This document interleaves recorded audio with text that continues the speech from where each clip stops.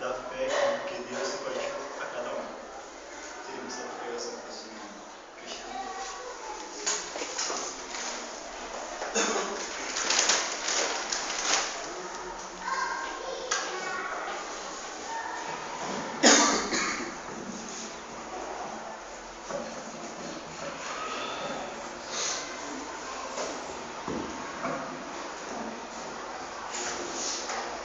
Saúde a igreja com a paz de Cristo, irmãos, amém? Amém.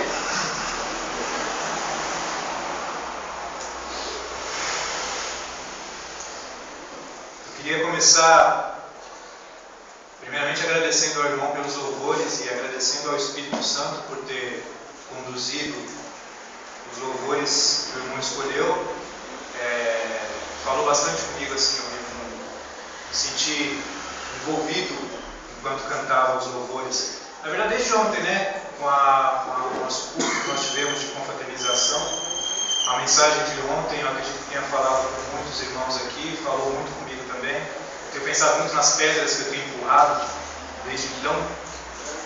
E só algumas considerações antes de começar.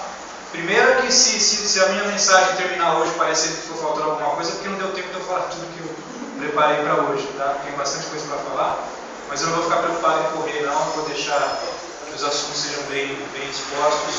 E eu queria que os irmãos ouvissem a mensagem de hoje, escolhendo qual a maneira de pensar naquilo que vai ser dito, naquilo que vai ser falado hoje aqui. Nós podemos encarar de duas formas. Ou que seja eu, o irmão Cris, dizendo algumas coisas que ele pensa, dizendo algumas coisas que ele acha. Lembrando também que, primeiramente, quando a gente traz uma mensagem aqui, a gente está falando para nós mesmos. Então, tudo aquilo que eu vou falar hoje aqui é aquilo que eu já há um bom tempo venho aplicando a mim mesmo e a minha vida, e eu vou querer compartilhar isso com os irmãos hoje. Então, pode ser apenas o irmão Cris aqui, passando algumas considerações sobre o que ele entende da palavra, ou os irmãos podem fazer como nós costumamos fazer, entender que Deus está falando conosco hoje através da mensagem que vai ser dita, entendendo que Deus está fazendo um chamado para nós. Cada um de nós, individualmente, temos um relacionamento com o nosso Pai e é individual. Não adianta eu, não adianta os irmãos, não adianta pessoas falarem. Mas quando nós ouvimos Deus falando e nós respondemos a Deus, é a Ele que nós estamos glorificando. Vamos uma breve oração para a gente começar? Santíssimo Deus, Pai eterno, Senhor amado, obrigado mais uma vez a oportunidade que o Senhor me dá, Pai, de falar aqui para os meus irmãos em Cristo, que se reúnem aqui no Jardim Três Corações, ó Deus. Que não sejam apenas as minhas meditações, que não sejam apenas as minhas reflexões sobre a Tua Palavra, que não seja apenas o meu esforço, ó Pai. Que o Senhor me capacite, que o Senhor fale através de mim, e que o Senhor também, ó Pai, faça com que cada um dos irmãos ouça com os seus corações, com as suas mentes, com as suas almas, ó Pai. Que todos nós possamos crescer espiritualmente e cada vez mais nos aproximarmos do Senhor. Porque quando nós buscamos nos aproximar do Senhor, o Senhor se aproxima de nós. Se forem apenas as minhas palavras, ó Pai, nada de proveito poderá sair daqui hoje. Mas se for o Senhor falando conosco, eu tenho certeza que todos nós poderíamos sair daqui hoje mais fortalecidos, mais firmes na fé e com a nossa esperança cada vez mais firme em Cristo Jesus, que é o nosso Senhor e o nosso Salvador. Obrigado, Pai, em nome de Cristo que te oramos. Amém. O que eu quero que a gente pense um pouquinho hoje é sobre o que é que nós fizemos com a Igreja de Deus. Eu digo Igreja de Deus justamente para não falar em Igreja de Cristo, para não dar a impressão de que eu estou falando da nossa denominação. E a Bíblia ela fala diversas vezes da Igreja de Deus, por exemplo, lá em 2 Tessalonicenses capítulo 1, versículo 4, é chamada ali de a Igreja de Deus. Então eu quero pensar hoje sobre o que nós fizemos com a igreja que Jesus Cristo fundou. Aquela igreja que lá em Mateus capítulo 16, versículo 18, ele diz para Pedro que sobre esta pedra edificarei a minha igreja.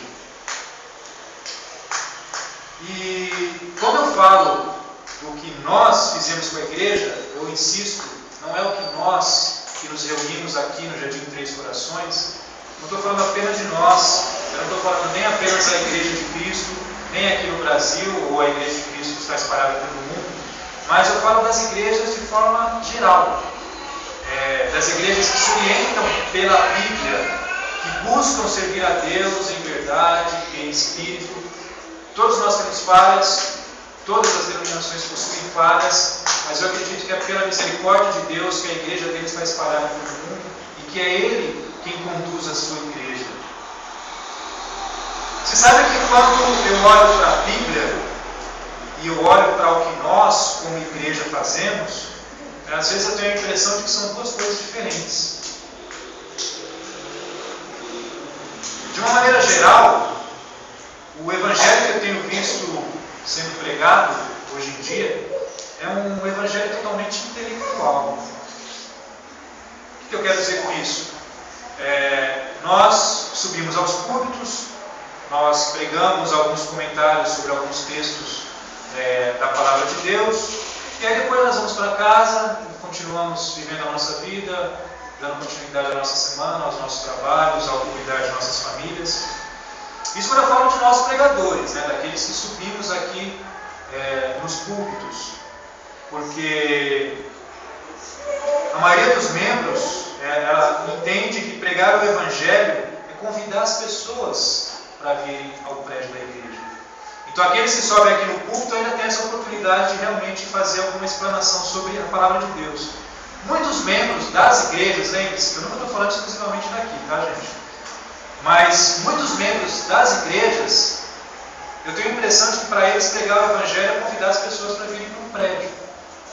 É isso que as pessoas entendem que é pregar o Evangelho. Se a pessoa aceitar o convite e vir ao prédio, ótimo, eu fiz a minha parte.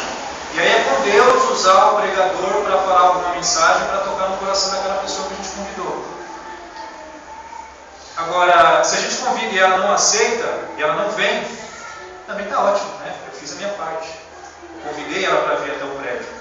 Se ela não quis vir, o problema é dela, e aí, se Deus quiser, Deus vai usar de outro recurso qualquer para converter aquela pessoa, ou senão ela não tem esperança nenhuma mesmo. Isso é com Deus, converter as pessoas é com Deus, eu não tenho nada a ver com isso. Então, é isso que eu estou querendo falar de um evangelho totalmente intelectual, que eu vejo sendo pregado hoje em dia. Nós pregamos o evangelho apenas com palavras. Não existe muita ação na nossa forma de evangelizar. Não existe envolvimento com a vida das pessoas. Quando muito, a gente dá alguns estudos, nós ensinamos algumas porções da Bíblia, e aí a pessoa é que tem que se adequar àquilo que a gente está ensinando a ela, Ela é que tem que encaixar a sua vida dentro daquilo que a gente está falando, para que ela possa andar e caminhar de acordo com a vontade de Deus. Mas são apenas palavras. É um evangelho puramente intelectual. E aí eu pergunto, será que é isso que a Bíblia ensina para a gente?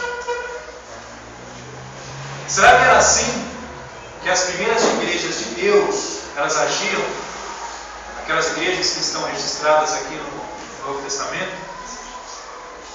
Será que é isso que a gente vê quando a gente olha para a Bíblia? Um dos pregadores mais intelectuais que existiram, que mais cartas deixou escritas para formar o Novo Testamento, é evidente que eu estou falando do apóstolo Paulo. O que nós aprendemos quando nós olhamos para os escritos que ele deixou para a gente? Por exemplo, aqui nesse texto que a gente escolheu para servir de base para a nossa mensagem de hoje, Romanos capítulo 12, o versículo 1 diz assim: Rogo-vos, pois, irmãos, pelas misericórdias de Deus, que apresenteis o vosso corpo por sacrifício vivo, santo e agradável a Deus, que é o vosso culto racional. Primeiramente, a gente pode perceber aqui, pelo que é que Paulo está nos rogando. Pelas misericórdias de Deus. Paulo está fazendo um pedido para nós aqui. Ele está fazendo esse pedido só pelas misericórdias de Deus. Muitas vezes a gente usa expressões e a gente não dá muita importância para aquilo que a gente está falando, Às vezes a gente está assistindo um jogo de futebol, o cara vai lá na cara do gol, perde o gol e a gente fala, pelo amor de Deus, como é que esse cara pode fazer um negócio desse? A gente tem noção do que a gente está falando? Pelo amor de Deus. O que Deus fez por nós por causa do amor dele? E a gente encaixa uma frase falando de um amor de Deus em coisas tão banais, né? Então aqui é muito parecido, né? Paulo está fazendo um pedido a nós pelas misericórdias de Deus. Pela misericórdia de Deus, ele enviou o seu Filho para vir aqui e enfrentar tudo que Cristo enfrentou por causa de nós. Então, pelas misericórdias que ele está fazendo um pedido a nós. O que é que Paulo está pedindo para a gente? Ele está pedindo que nós apresentemos o nosso corpo por sacrifício vivo. Se no Antigo Testamento oferecia-se a morte do corpo de um animal, era isso que eles ofereciam para Deus. Era o sacrifício de um animal. No Novo Testamento, o que nós temos que oferecer é o nosso corpo. E é o nosso corpo vivo. O que esse texto está ensinando para a gente é que nós temos que oferecer, que eu tenho que oferecer o meu corpo, de que maneira? Por algumas horas, durante a semana, nos cultos que a gente organiza na igreja. Aí a gente vem, senta aqui, ouve a mensagem de Deus, alguma mensagem sobre uma porção da Bíblia, e aí, pronto, é esse o sacrifício que Deus está pedindo para a gente. Ou será que esse texto está falando de todo o nosso corpo, de toda a nossa vida, de todo o nosso tempo sendo apresentado para Deus?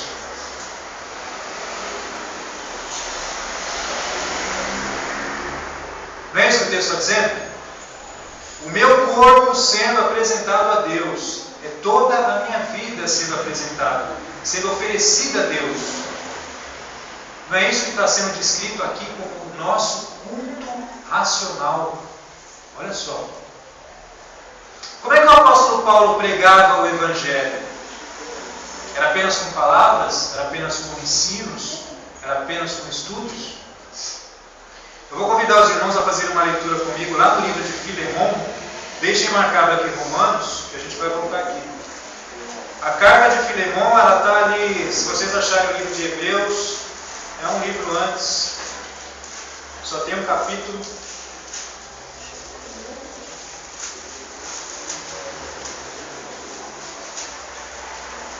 É uma carta que Paulo escreveu. Filemon, eu vou ler a partir do versículo 8. Posso ler? Todo mundo achou? Diz assim, ó.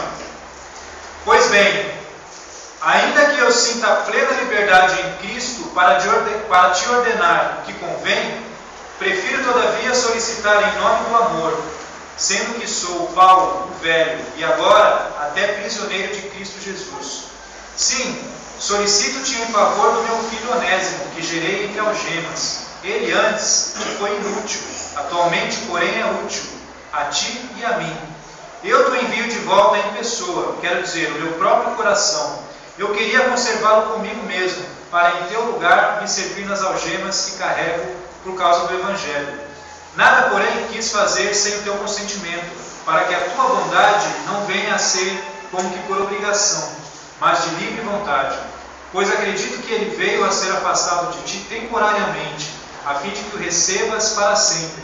Não como escravo, antes, muito acima de escravo, como irmão caríssimo, especialmente de mim e com maior razão de ti, quer na carne, quer no Senhor. Se portanto me consideras companheiro, recebe-o como se fosse a mim mesmo. E se algum dano te fez, ou se te deve alguma coisa, lança tudo em minha conta. Eu, Paulo, de próprio punho escrevo, e pagarei, para não te alegar que também tu me deves até a ti mesmo. Sim, irmão, que eu receba de ti no Senhor este benefício. Reanima-me o coração em Cristo. O que é que a gente pode aprender nesse texto?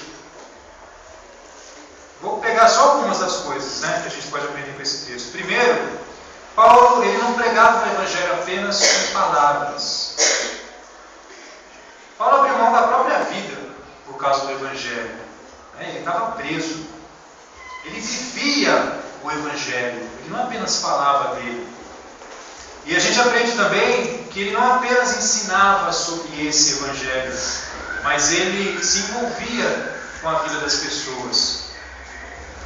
Ele se tornava amigo delas. Ele participava dos seus problemas, ele ajudava, ele estava preocupado com o bem-estar físico das pessoas. Ele não se preocupava apenas com a parte espiritual, não era só aquela coisa intelectual, mas ele estava preocupado com tudo o que acontecia na vida das pessoas.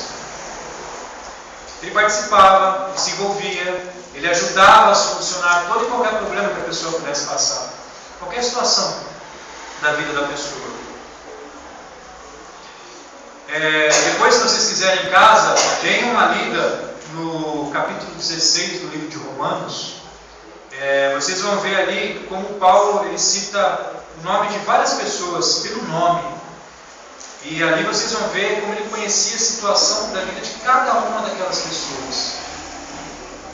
Então, ao pregar o Evangelho, Paulo ele se envolvia com as pessoas a quem ele estava pregando. Ele se tornava amigos delas. Ele não apenas falava sobre o Evangelho, ele não falava apenas sobre Jesus, mas ele procurava ajudar as pessoas em tudo que elas precisassem. E dessa maneira, aquelas pessoas elas viam o amor de Deus, elas sentiam o carinho de Deus por elas. E conforme Paulo as ajudava, se tornava amigo delas, quando ele ia falar do Evangelho, elas ouviam. Elas queriam saber o que aquele homem tinha para dizer para elas. Porque elas sentiam, no dia a dia delas, os benefícios que o Evangelho estava trazendo para a vida delas. Então Paulo ele não apenas pregava, ele vivia com as pessoas, ele fazia parte da vida delas. E a partir dessa situação é que ele pregava o Evangelho. A vida dele era o Evangelho que ele pregava. Vamos voltar lá para Romanos, capítulo 12. Versículo 2 diz assim, E não vos conformeis com este século, mas transformai-vos pela renovação da vossa mente, para que experimenteis qual seja a boa, agradável e perfeita vontade de Deus. Esse texto aqui ele fala para que a gente não se conforme com esse século. Uma coisa que eu não consigo entender é por que a gente procura sempre adaptar os textos bíblicos aquilo que se encaixa mais com o que a gente quer, com a maneira que a gente quer entender. Não sei por que a gente faz isso. O que é que eu vou escolher entender para interpretar um texto como esse daqui? Não me conformar com este século? O que será que é isso? Será que é eu não querer viver como o mundo vive? Então eu participo, eu frequento uma igreja, então todo domingo eu vou para o culto, participo do culto, porque eu não me conformo com a maneira que esse mundo existe. Será que é isso que é não me conformar? Não me conformar com esse século, será que é quando eu vejo um programa de televisão, esses programas de jornalísticos, que só mostram tragédias e mortes e assassinatos e corrupção, e aí eu assisti aqui e me falar, que absurdo, como é que o ser humano chegou nesse estado? Será que é isso? Eu não me conformar com esse século? Será que não me conformar com esse século por exemplo, eu não me conformar com o homossexualismo, que está tomando conta da sociedade, estão querendo destruir a família como Deus concebeu a família, A impressão que dá é que eles estão querendo acabar com isso, é uma nova estrutura familiar que eles estão propondo. Será que isso eu não me conformar com este século, eu não me conformar com esse tipo de atitude? Será que eu não me conformar com as novelas da televisão? Eu não quero assistir novela porque novela é imoral, só ensina adultério, traição, pedofilia, amor entre homens com homens e mulheres com mulheres. Então, como eu não me conformo com esse século, eu não vou assistir novela porque não tem nada de bom ali. Será que é isso que é não me conformar com esse século?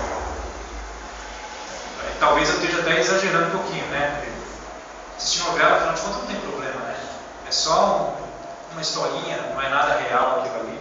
Não tem problema assistir. Tudo bem, eu não concorda com uma porção de coisas que aparecem lá, mas nada daquilo é verdade mesmo, é tudo ficção. E afinal de contas, se a gente for pensar direitinho, aquele casal daquelas duas mulheres era uma história bonita, né? Uma história tão romântica, ficou todo mundo torcendo para que aquelas duas terminassem juntas ali. Não tem problema, aquilo não é verdade. E se meus filhos assistem também não tem problema. Depois eles vêm para a igreja e eles vão aprender qual é a forma correta de agir. Não é assim? Sabe que é assim que a gente pensa? O que é não nos conformarmos com este século? Eu preciso escolher alguma coisa? Eu preciso me conformar com isso ou com isso não? Gente, não nos conformarmos com este século é não nos conformarmos com tudo. Tudo que acontece com esse mundo, absolutamente tudo. Lá em 2 Coríntios capítulo 4, versículo 4, a gente entende ali que o Deus deste século é o diabo. Tudo que acontece com o mundo que não é dominado por pessoas tementes a Deus, está diretamente sob a influência do diabo. Eu não posso me conformar com nada que aconteça com esse mundo. Por isso eu digo que quando eu olho para a Bíblia, e eu olho para a maioria das igrejas, parece que eu vejo coisas diferentes. Como é que eu posso dormir tranquilo em casa, à noite, colocar minha cabeça no travesseiro, sabendo que tem um monte de gente por aí que está passando fome, que está vivendo na miséria, gente vivendo pelas ruas, ou gente morando em barracos, uma situação subhumana? Como é que eu posso me conformar com uma situação dessa? Sabendo que está cheio de crianças morando nas ruas, passando fome, crianças usando droga, se alimentando com porcaria, morrendo todos os dias. Como que eu consigo deitar tranquilo à noite, colocar minha cabeça no travesseiro? Não vos conformeis com este século. Eu não posso me conformar com uma situação dessas. Eu olho para a Bíblia e eu vejo, por exemplo, lá em Mateus capítulo 4, vamos dar uma olhadinha lá. Lembrando que a gente volta aqui em Romanos de novo.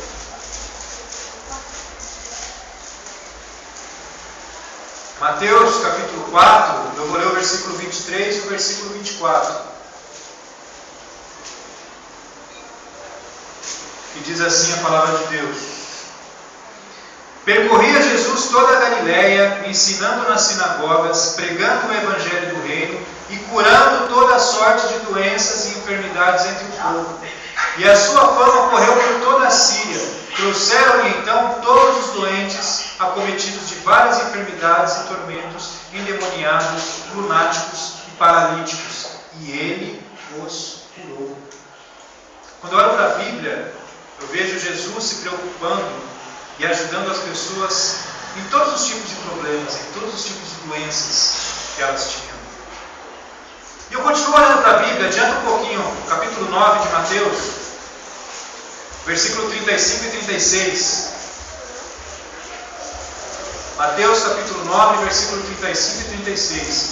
E percorria Jesus todas as cidades e povoados, ensinando nas sinagogas, pregando o evangelho do reino e curando toda sorte de doenças e enfermidades. Vendo ele as multidões, compadeceu-se delas, porque estavam aflitas e exaustas, como ovelhas que não têm pastor. Eu vejo Jesus tendo compaixão das pessoas por causa das aflições delas, porque elas estavam desamparadas. E eu continuo olhando para a Bíblia e eu vejo lá em Atos capítulo 3, Pedro e João oferecendo ajuda a um mendigo e um aleijado. Pedro e João, eles não deram uma esmola para aquele mendigo, eles não deram algumas moedinhas para eles. Eles ofereceram o que eles tinham. E o que eles tinham? Eles tinham o amor e a misericórdia que eles aprenderam com Jesus. É isso que eles ofereceram para aquele mendigo. Eu olho para a Bíblia e vejo lá no capítulo 4 de Atos que não havia necessitado entre aqueles que aceitavam a palavra de Deus. Eles não se conformavam com a conversão das pessoas apenas. Não era assim, olha gente, aceitem o batismo, recebam Cristo como seu Senhor e aí voltem para suas casas e vivam suas vidas. Eles estavam preocupados com todo o conteúdo da pessoa, com tudo aquilo que a pessoa vivia. As pessoas, elas vendiam coisas que elas possuíam, colocavam aos pés dos apóstolos e os apóstolos distribuíam segundo a necessidade que as pessoas tinham. Eles viviam junto com as pessoas. Não eram apenas palavras, não eram apenas ensinamentos, era andar dia a dia junto com aquelas pessoas. Aí hoje em dia, quando eu tento pregar por aí que nós temos, como cristãos, que nós temos que fazer pelo menos o mínimo que a gente puder para ajudar essas pessoas pobres, essas pessoas necessitadas, mendigos, moradores de rua, pessoas que moram em barracos à beira de córregos. Tem muita gente que mora assim. Sabe o que eu ouço quando eu tento ensinar para as pessoas que a gente tem que fazer isso? Eu ouço coisas do tipo, você está querendo que eu saia daqui? Vai lá onde tem um monte de mendigo, um monte de gente fedida, um monte de gente suja, para eu fazer alguma coisa por eles lá? É isso que você está me pedindo? O que eu digo para essas pessoas eu não quero nada. Eu não estou dizendo para você fazer nada. Só o que eu estou fazendo é ler a Bíblia. Eu estou lendo a Bíblia, nós estamos estudando a Bíblia, eu estou passando para você o que eu estou lendo. Como você vai receber isso? Aí, cada um responde pelos seus atos. Então não é o que eu quero, é só aquilo que nós estamos lendo na Bíblia.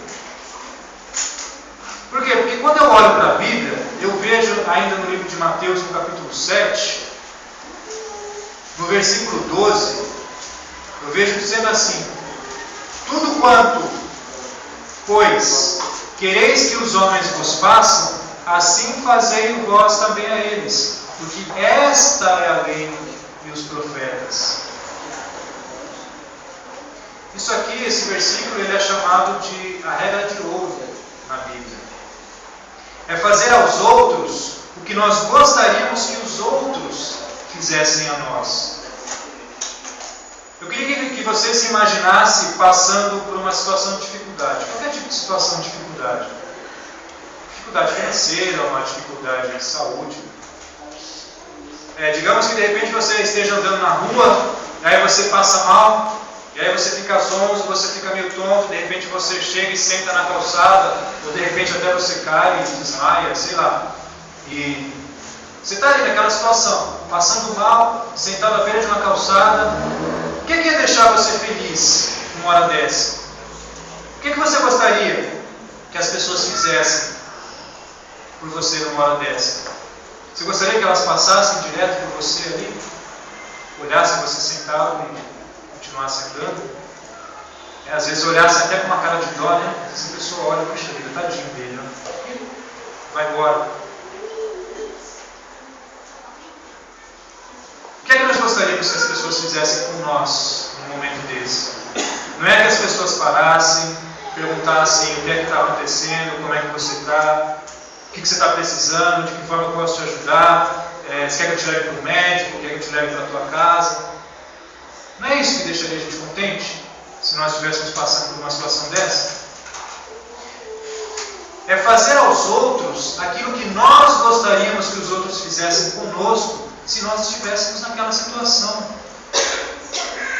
Por que eu tenho que escolher uma forma diferente para interpretar esse versículo? Será que vocês são capazes de conseguir se imaginar morando na rua? Ou morando num barraco velho, caindo aos pedaços? E você está ali, não tem o que comer, e de repente você está com uma criança de colo chorando, o seu filho chorando de fome, e você não tem nada para dar para ele. E pior ainda, né? Saber que no dia seguinte você vai continuar sem nada, e você não sabe como você vai fazer para arrumar comida para dar para o seu filho. Será que a gente consegue se imaginar uma situação dessa? O que deixaria a gente contente numa situação assim? Você de noite, chovendo, seu filho chorando de fome, e você sem nada para dar para ele. Será que você não ficaria contente com de repente alguém chegando Alguém oferecendo comida, oferecendo uma cesta básica, oferecendo roupas limpas, roupas secas para você, para a sua criança. Será que isso deixaria a gente contente numa situação dessa? E aí eu pergunto outra coisa: será que vocês conseguem ver Jesus se importando e ajudando pessoas nessa condição? Não se preocupar nem um pouquinho com situações assim, eu entendo que é estar muito longe de fazer aos outros aquilo que nós gostaríamos que os outros fizessem a nós, se nós estivéssemos naquela situação. Então eu olho para a Bíblia e eu vejo uma coisa, e eu olho para a maioria das igrejas e parece que eu vejo outra coisa. Para a gente terminar, vamos voltar lá em Romanos 12.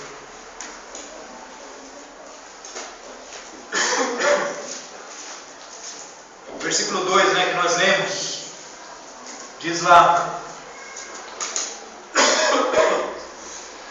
e não vos conformeis com este século, mas transformai-vos pela renovação da vossa mente, para que experimenteis qual seja a boa, agradável e perfeita vontade de Deus. Não nos conformarmos com este século e nos transformarmos pela renovação da nossa mente. A gente sempre vai ter que se transformar. A gente sempre vai ter o que melhorar. Sempre. Se alguém acha que chegou no estágio de perfeição, tá bom, você não precisa fazer mais nada, é bom parar, ler um pouquinho mais a Bíblia, você vai perceber que você sempre vai ter o que melhorar.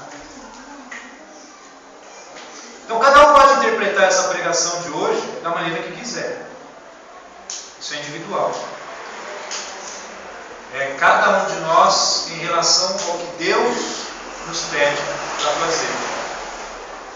Se nós obedecemos,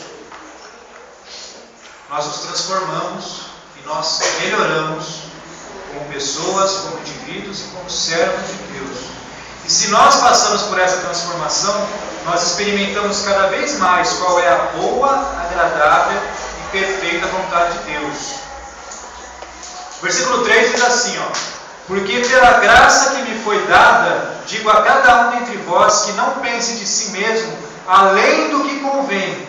Antes, pense com moderação, segundo a medida da fé que Deus repartiu a cada um. Eu não vou ficar aqui em cima falando das coisas que eu tenho feito. Eu de fato, eu acredito que quando a gente sobe aqui para pregar a palavra de Deus, a gente tem que falar de Jesus Cristo.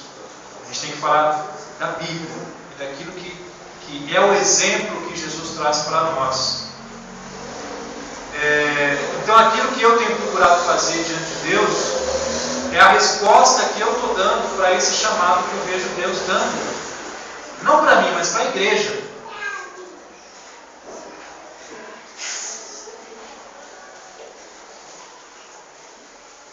Então eu tenho me esforçado e tenho procurado obedecer instruções como essas, que é aquilo que eu aprendo quando eu olho para a Bíblia.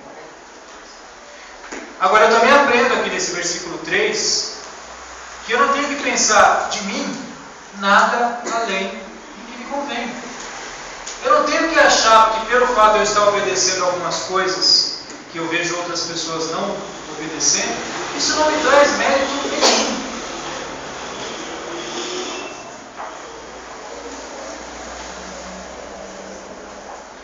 Mas eu entendo que eu tenho que obedecer, porque eu entendo que esse é o papel da igreja, é se importar com o ser humano de forma completa. Não é me preocupar com o ser humano só que ele ouça a palavra de Deus para que no futuro ele seja salvo. Eu me preocupo com o ser humano nas situações do dia a dia que ele vive. Eu tenho compartilhado esse tipo de ideia com os irmãos já faz algum tempo, né? Mas a resposta que as pessoas dão para essa situação não é uma resposta que as pessoas têm que dar para mim, é uma resposta que as pessoas têm que dar para Deus. Então não é a minha obrigação fazer com que a igreja aqui ou qualquer outra igreja, em qualquer outro lugar, se importe com essas coisas. Essa não é a minha obrigação. Agora, é minha obrigação falar daquilo que o Espírito Santo me capacita a entender da Bíblia. Primeiramente aplicando isso para mim, depois compartilhando isso com os irmãos. Agora, a resposta da igreja não é uma responsabilidade exclusiva minha. O que eu espero que os irmãos entendam é que é dessa maneira que eu estou me esforçando para levar o Evangelho para as pessoas. Eu tenho me envolvido com a vida delas, em todos os aspectos, e isso tem me tomado muito tempo. Tem me tomado muito tempo, tanto mentalmente como no meu tempo, no meu dia a dia. E tempo é uma coisa que eu não tenho muito disponível. Né? Os irmãos sabem que a minha família inteira não serve a Cristo ainda, então isso restringe muito aquilo tudo que eu posso fazer. Então, o fato de eu morar, de eu trabalhar longe do lugar aqui que eu congrego, faz com que as pessoas que eu evangelizo também estejam longe daqui. Eu não posso dizer que elas venham para cá, para esse prédio, mas eu também não posso abandoná-las. Simplesmente ensinam e se viram. Então, esse aqui é o local em que eu venho oferecer a minha adoração a Deus. Então é aqui que eu venho tomar a ceia do Senhor, em comunhão com os irmãos. É aqui que eu venho louvar o Senhor com hinos, orar, ouvir a palavra de Deus e contribuir da forma com que os trabalhos aqui na igreja são distribuídos. E quando Deus quiser que seja assim, é assim que vai ser. Enquanto os irmãos compreenderem também, né? E entenderem que esses trabalhos que eu venho fazendo, por causa deles, de vez em quando eu preciso me ausentar daqui. Não quer dizer que eu não esteja congregando. Quer dizer que às vezes eu não consigo vir até aqui. Então, eu também não quero ser uma pedra de tropeço para ninguém. Então, enquanto Deus quiser que eu continue vindo de longe para cá, congregando aqui, me sentindo bem, eu percebendo que os irmãos entendem isso, eu sou muito feliz aqui, eu quero continuar congregando aqui com os irmãos. Mas assim, se um domingo eu não estiver aqui, se algum trabalho que for feito eu não estiver aqui, não é porque eu não quero, não é porque eu esfriei na fé, é porque eu continuo trabalhando, porque louvar e adorar a Deus da maneira que nós fazemos aqui, eu acho excelente, necessário, e eu gosto de fazer isso aqui com os irmãos. Mas eu entendo que esse é um dos aspectos que a igreja tem que trabalhar e tem que oferecer serviços a Deus. E se eu não tenho conseguido oferecer esses outros serviços aqui, pela distância e por uma outra série de motivos, eu tenho que dar a minha resposta individual e pessoal a Deus. Tá? Então eu quero pedir hoje que Deus nos abençoe, que abençoe a cada um hoje que está aqui ouvindo essa mensagem. E se tiver alguém que quiser pedir ajuda a Deus, achando que a sua mente precisa ser renovada, achando que Deus pode nos ajudar a crescer e a melhorar um pouco mais, e quiser vir aqui à frente, não vir aqui à frente falar comigo. Se alguém quiser vir aqui à frente falar com Deus, sinta-se à vontade. Nunca venham aqui à frente, porque às vezes a gente faz um apelo aqui, né, emocionado, querendo que as pessoas venham aqui à frente, e aí não vem ninguém. Aí de repente alguém pensa, né, puxa vida, né, eu gostei da mensagem do irmão, mas eu não estou com essa vontade toda de ir lá. Mas como ninguém foi, eu vou lá, para o irmão ficar triste. Gente, nunca façam isso. Não é toda a pregação que eu convido vocês a virem aqui à frente, é só quando eu sinto desejo na hora. Realmente hoje eu senti. Se alguém quiser vir aqui à frente para falar com Deus, venha. Nós aqui em cima nunca ficamos chateados quando ninguém vem à frente, como também nunca ficamos felizes porque alguém veio. Não sou eu que estou chamando, e não é a nós que você está dando essa resposta. Sempre que quiser vir à frente, porque acha que Deus pode te ajudar em alguma coisa, venha. E se alguém quiser vir aqui hoje à frente, Deus está aqui chamando a cada um de nós, enquanto nós cantamos o hino que o irmão escolheu. Deus abençoe. Amém.